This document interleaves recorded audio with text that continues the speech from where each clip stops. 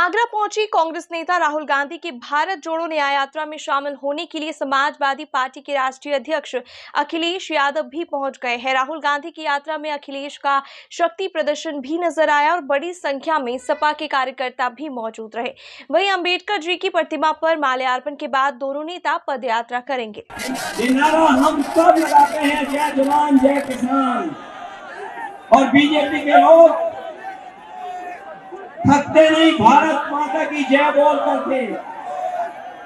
सोचो इस देश का किसान दुखी हो, नौजवान के सपने तोड़े जा रहे हो, नौजवान का भविष्य ना हो, उनके हाथ में नौकरी और रोजगार ना हो, नौकरी और रोजगार और डिग्री को लेकर के चिंतित हो।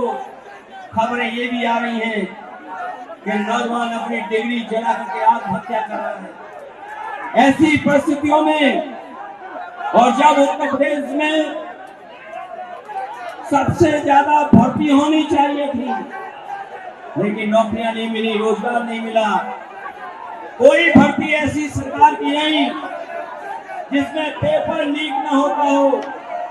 ये कमाल की सरकार है, इसमें लीक होते हैं पेपर, और ये लीक जानबूझ करके सरकार करती है। वो इसलिए करती है क्योंकि वो नौकरी और रोजगार नहीं देना चाहते, उसकी नियत में नौकरी देना नहीं है। ये कुछ लोगों को काम, कुछ लोगों को लाभ पहुंचाने का सरकार कर रही है। हमें उम्मीद है ये इंडिया गठबंधन और पीडीए की लड़ाई एनडीए को हराने का काम करेगी।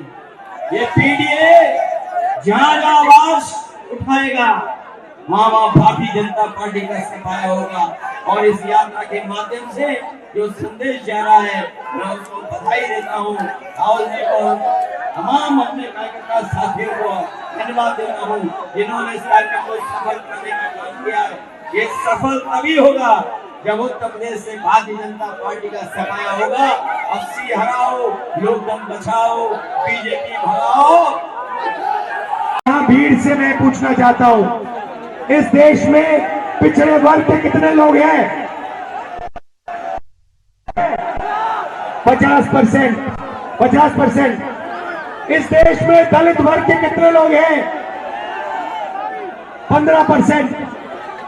इस देश में माइनॉरिटी सारी की सारी मिला दो, मुसलमान, सिख, ईसाई कितने, जैन कितने हैं?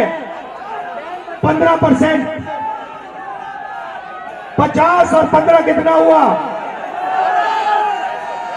65 और 15 कितना हुआ? उसमें 8% आदिवासी जोड़ दो, कितना हुआ? 88।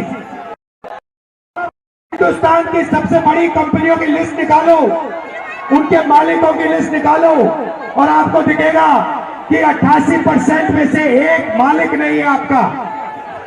आप फिर सीनियर कंपनी की मैनेजमेंट की लिस्ट निकालो, उसमें दिखेगा 88% से एक सीनियर मैनेजमेंट में आपका नहीं है। फिर मीडिया में जाओ, मीडिया की कंपनी के मालिकों की लिस्ट निकालो, 80% का एक भी मीडिया का मालिक नहीं, एक भी मीडिया में मालिक नहीं। मीडिया के बड़े बड़े पत्रकारों की लिस्ट निकालो, 88% का एक वहां पे नहीं मिलेगा। प्राइवेट अस्पतालों की लिस्ट निकालो, वहां नहीं मिलेगा। प्राइवेट कॉलेज यूनिवर्सिटी की लिस्ट निकालो, वहां नहीं मिलेगा। तो आप लोग हो कहां? आपके लोग हैं कहां? मैं बताता हूं। आपके लोग मनरेगा की लिस्ट में होंगे, आपके लोग कॉन्ट्रैक्ट लेबर की लिस्ट में होंगे, आपके लोग मजदूरी करते हैं। यही हमें बदलना है, यही न्याय, सामाजिक न्याय का मतलब है। भाइयों और बहनों, हिंदुस्तान के बजट को 90 लोग बांटते हैं, सबसे बड़े आईएएस अफसर।